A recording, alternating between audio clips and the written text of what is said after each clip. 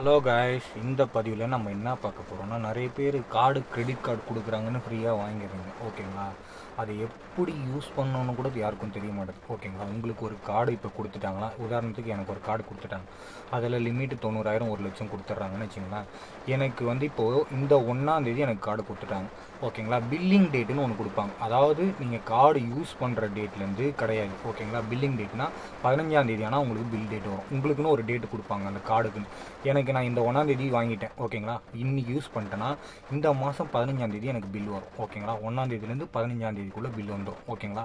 அடுத்த மாதம் நீங்கள் 4ஆம் தேதி தான் நீங்கள் கட்ட வேண்டிய அமௌண்ட். ஓகேங்களா?